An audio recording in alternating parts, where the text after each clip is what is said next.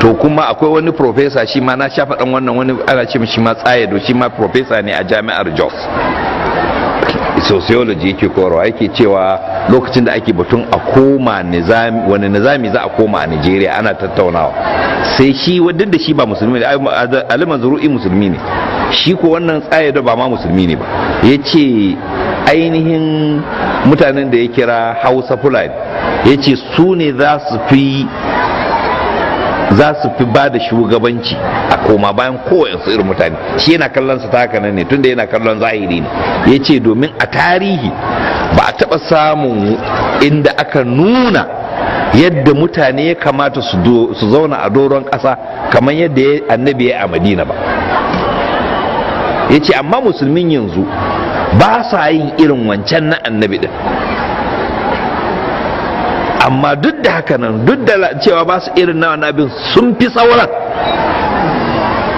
Saboda haka shugabanci gara mai zama yana hannunsu da zama yana hannun wani. Wannan ba musulmi ba yake wannan magana, yana kallon abin ta mahangan zahiri na tarihi ne da ya sani kawai. To amma dubi irin kaskanci da walakanci da ya dubi al'umman nan, wanda yanzu duk sun rude. Na wani an ce wani shehin malami yana cewa shi fa ya rude, ya ce shi fa ya rude, shi fa bai gane ba. Ya ce yanzu gashi balo-balo, yanzu gashi wanda ke shugabanci ba musulmi ne, yanzu kuma Buharin nan ma yanzu ya ɗauko wani fasto murtaddi ya ce shi zai fara mashi baya. Kaga in shi aka zaɓa kwana biyu sai su kashe shi, shugaban ƙasa ya dawo fasto. Ya ce shi ba ya rude, wai ina mafita, wai shehin malami ne yake neman mafita. To ba sai ka shiga demokradiyya ba, ka tsaya fati, ka yi fati mana, ko a sami mafita. A ce shugaban fatin demokradiyya Sheikh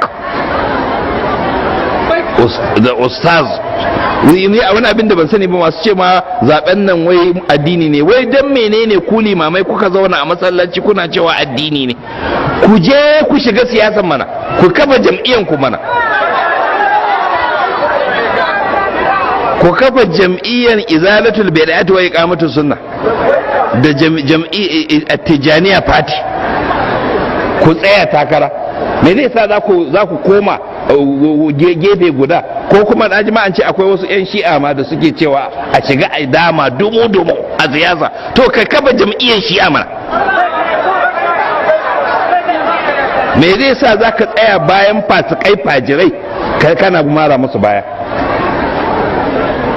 Menene naka kan da sunan addini kana goyon fasikai, kana goyon baya, kana goyon fasikai fajirai wanda ba abin da ya hada su da addini? In suka tambaye su wai addini kuke yi, tambayi shugaban kasar da tambaye shi addini kake yi, zai ce maka a mi ano religion ano kiya mi ano religion, zai ce maka don't bring religion here, me I know they for religion.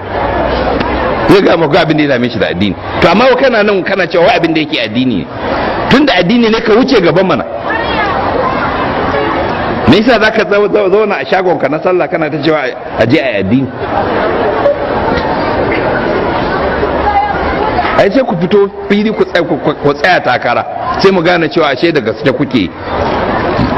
To abin da ke cewa shine al'umma ya kamata kar a yi mata bazata.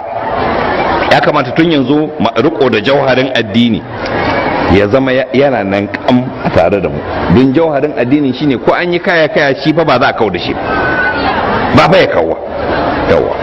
Kaga na farko da suka yi, duk da suka yi abubuwan da suka yi, sun kawo da jauharin addini, sun karbi mulki amma ba su kwace addini. Sun kwace imama an taba kwace ta, tana na hannun wanda Allah ya basu. Baka isa ka kwace imama ba, don imama yin Allah ne. Hakun baka isa ka kwace ainihin addini daga hannun mabutansa ba. Sun iya gutsara kan Imam Hussein, amma sai suka raba Imam Hussein da imaninsa, ba su iya ba. Haka kuma sahabbansa ba su iya hana su. Saboda haka shi wannan addini ne za mu riƙe kyam, shi ba za mu taɓa rabuwa da shi ba, sai ya zama ainihin da shi ne za mu rayu, da shi za mu mutu, da shi za mu tashi, da shi ne kuma za mu tsayon kiyama, da shi ne kuma insha Allah azim za mu haɗu da annabi a gidan tsira. Shi ne jauhari addini, kuma shi ya kamata mu riƙa kam, mu san addinin nan, mu san koyarwar wannan annabi, mu san kiman annabin nan, mu san